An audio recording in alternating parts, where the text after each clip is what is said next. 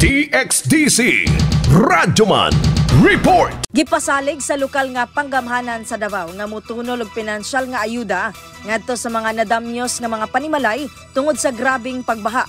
Sigon ni Annabel Lugo, City Social Welfare and Development Office kun CSWDO Emergency Assistance Program Division Head, mupahigayon og assessment ang mga social workers sa mga nahimutangan sa nangadamyos nga mga kabalayan.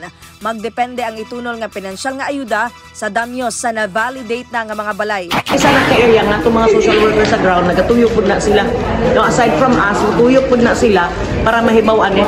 Dako po na magpasalamat kay nga to ang mga child development workers, nga mga teachers. Isa po na sila naghahatag ng initial report nga, ma'am, na ibalay diri na damage, ma'am. So, ang pag-validate na sa house structure as to the extent of damage, ang tuon gid ni social worker.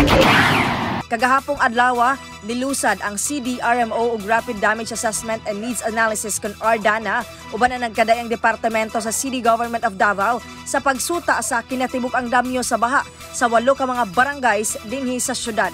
Kasama mo sa balita ug serbisyo publiko.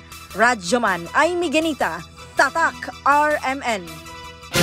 RMN News, Diretso Balitang Metro Davao.